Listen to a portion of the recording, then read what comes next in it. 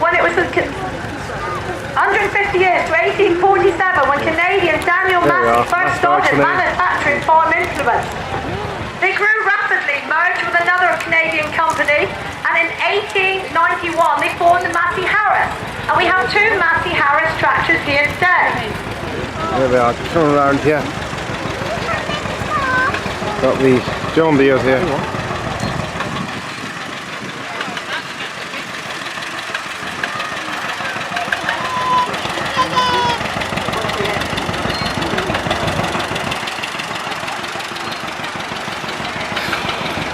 In 1953 there was a merger of the Massey Harris of Canada with Britain's Ferguson company, and in 1958 the name was shortened to Massey Ferguson, and this is one of the most popular tractors we have at the moment. There we are, so we're not in sync at the moment because we all know we've got some little grey Fergies somewhere, the T20s. Then we've got Christine Davis from Callington with her Fergie T20, and she was actually, oh she's waving, there we are, the little grey Fergie, that's Christine Davis. And she actually had this Fergie T20, was given to her for her 50th birthday, but it says here 10 years ago, am I allowed to say that? We've also had Elon Ellicott from Tavistock with a Fergie T20. I'm not sure what that one is at the moment, I'm looking for it. Fergie T20, we got another one? Not in at the moment. And actually that one was built in 1951. And can you believe this was actually bought for a dozen free-range eggs in 2000. And on the back it's got a Ferguson sack lifter. And then we got most people in their day had a Massey Ferguson 35. And we've got one Massey Ferguson 35 here today from Phil Robinson of Pensilva. Oh no, I'm sorry, we've got two.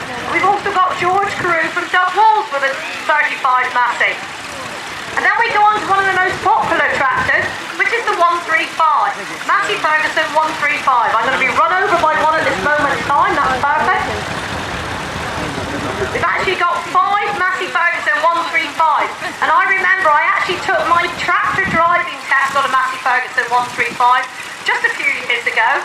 We've got Zach Ballard from Liscard, Arthur Courts from Dove Walls, Tony Wilton from Denise, Wayne Mann from Horning Tops, and also Roddy Kern, who drives his mum and dad's granny and granddad, sorry, I'm really told off, tractor, which was fully restored and finished this year. So those are our 5 135. And bringing out the rear, the big boy of the Massey Ferguson's here today, the 165 of Nigel Tommy from Liscard, which is built in 1967. Now I'm not sure which order we're going in, but I'm going to walk down the line in a minute and have a look and see what we've got. We've also got here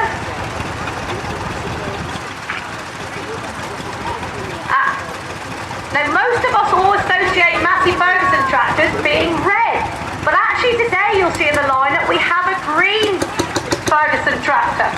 The Ferguson FE, built in 1957, it's an orchard model. It's actually narrower than the standard width, but it is in its original colour. And it's driven by Glyn Hewison from Callington. So that's about the 5th tractor and the little green one. Very unusual to see a green Massey Ferguson tractor.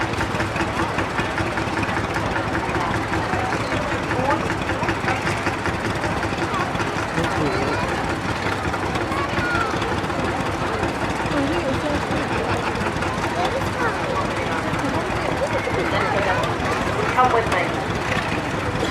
There it is. Oh, we've got a county arrived now, and I didn't even have that one in my list. Good job I know where that one is. I'm going to walk down through and see which order we've got the others in. We've got some Fordsons, some Dexters. Let me go down the front and go down through. We have the John Deere's up the front. Bear with me.